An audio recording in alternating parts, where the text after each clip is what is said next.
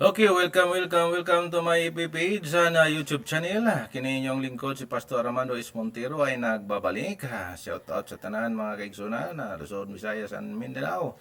Mga covenanted pastors, covenanted churches. Kumusta mo diya? Maayong hapon kaninyo.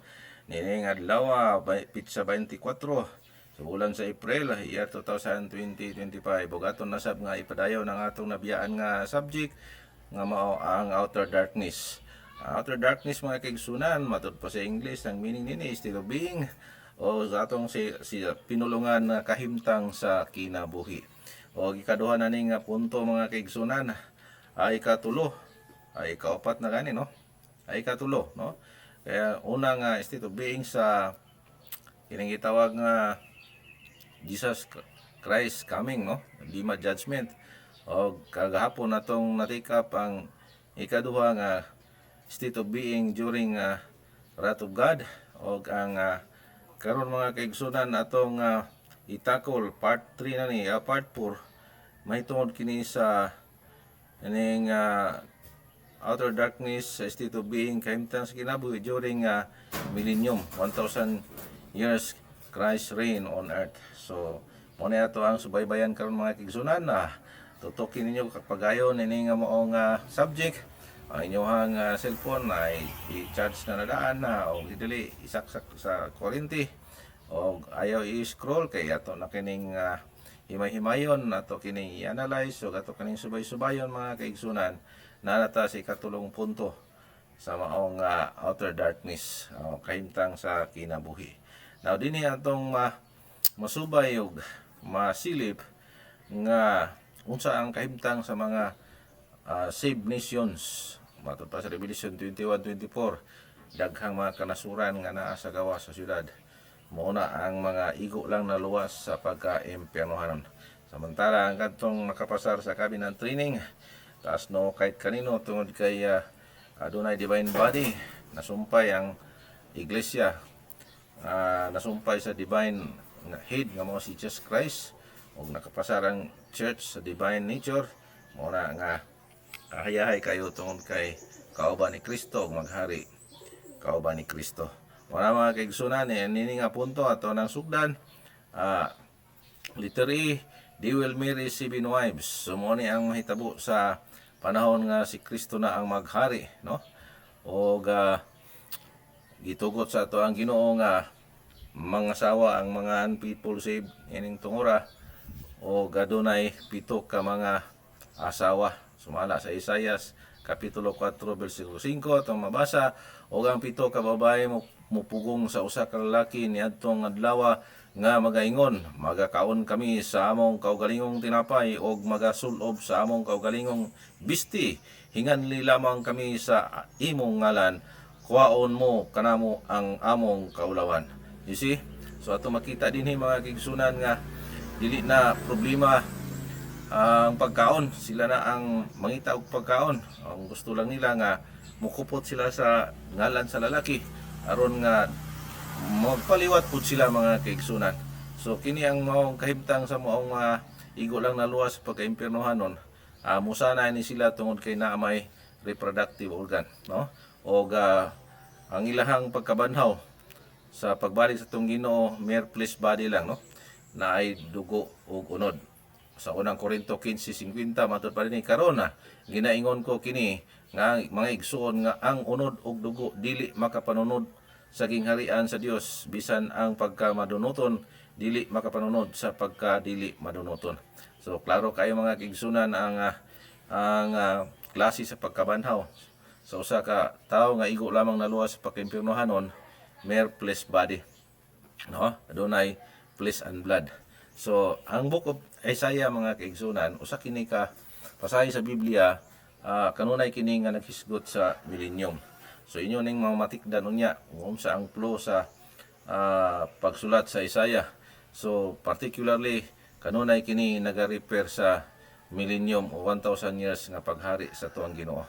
So, dugang pa mga kaigsunan og sila magahimo kuno og garden matud pa sa Amos 9:13 atong mabasa dinhi. Matod pa sa balaan nga kasulatan Amos 9:13-15, Ania karon ang mga adlaw moabot na, nagaingon si Jehova nga ang magdadaro makaapas sa mag-ani, og ang gigiok sa mga paras makaapas kaniya nga nagasabot sa binhi, og ang bukid magapatulo sa matamis nga bino, og ang tanang bungtod mga tunaw, og akong bawion ang akong katawhan nga Israel gikan sa pagkabinihag, og tukuron nila ang guba nga mga syudad, og pagapuy-an nila kini, og sila magatanom nga mga parasan, og magainom sa bino niyana, sila usab magabuhat og mga tanaman, og magakaon sa bunga niini. Verse 15, og itanom ko sila sa ilahang yuta, og dili na sila lukahon pag-usab gikan sa ilahang yuta nga gihatag ko kanila. Nagaingon si Jehova nga imuhang Dios. So muna ato makita mga kaigsunan nga inspired kay sila nga manguma tungod kay Golden Age, o tambok kayang yuta gani ang kabukiran, dagko kayog mga bunga mga kaigsunan, adunay daghang trigo sa yuta sa tumoy sa kabukiran. Ang bunga niini nagatabyog sama sa Libano, og sila nga anaa sa syudad magalambo sama sa balili sa yuta. So mo ni ang giingon sa Salmo 72 verse 16. Og dugang pa sa letter C mga kaigsunan, ang kining gitawag nga ang mga gamit nga panggira i-divert na nila sa para pagpanguma, no? Matud pa sa Isaias 2:4 atong mabasa dinhi nga kanayon, og siya magahukom sa taliwala sa mga nasod, og magapahimangno sa daghang mga katawhan, og ang ilahang mga espada ilahang himuon nga mga punta sa daro, og ang ilahang mga bangkaw himuon nga mga galab. Usa ka nasod dili na mubakyaw sa espada batok sa usa ka nasod, og dili na gayod makakaton sila mahitungod sa gubat. So wala na gira mga kaigsunan, kay si Kristo na ang naghari. Ang samukang dago tuwa na sa bottomless pit gibilanggo, no? Ni si Satanas gibilanggo. Mao na nga nining tungura mga kaigsunan na harian ang mga igo lang na luwas sa pagkaimpernohanon, o manguma sila. Ang ilahang trabaho mao ang pagdaro, paghabis. Gani ang mga panggira niini atong masabot sa atong status karon, ang mga machine gun, mga buka sa Armalite, whatever. Kay sa panahon pa maning Isaiah, sula dili pa man high-tech ang panggira. Pero atong masabot mga kaigsunan nga ang panggira nga mga gamit kay wa na may gubat nga nasod batok nasod, so ilang i-divert sa pagpanguma. Siguro ang mga PO nila ng baril, machine gun, aron kay ligon kay na zero guna, no? So himuon ang grab, no? Himuong punta sa daro. Tungod kay himusak ayo ang panahon, Golden Age. Kanang blessed kayo nga mao nga punto apan ang maghari nini si Ginoong Kristo ug ang iyang iglesia kauban niya. So mao na atong makita dinhi sa balaang kasulatan mga kaigsunan. So dugang pa ang mga hayop nga danger, dili na danger, og ang bata maoy dumala niini mga kaigsunan sumala sa Isaiah chapter 11 verse 6 nang mabasa matud pa dinhi, og ang lubong puyo uban sa nating karnero, og ang leopardo muhigda uban sa nating kanding, og ang nating baka, og ang nating leon, leon mga man tao, og ang linaming nga mananap manag-ipon sila, og ang usa ka bata nga gamay mo'y magamando kanila. You see, unay dakong kalainan sa panahon sa millennium nga si Kristo na ang maghari, kaya ang bata na lang mo'y magmando sa mga danger kaya nga mga hayop. Letter E, there shall be infant of days. Isaiah chapter 65 verse 20 atong mabasa diri mga kaigsunan, matud pa sa balanga kasulatan nga wala na unyay bata nga sa pila ka lamang ka adlaw ni usa ka tawo nga tigulang nga dili matugob sa iyahang mga adlaw. Kay ang bata mamatay sa usa ka gatos ka tuig, og ang makasala sanglit adunay usa ka gatos ka tuig ang kagulangon pagatunglohon. So sa panahon sa millennium nga si Kristo na ang magdumala uban sa iglesia nga maghari, ang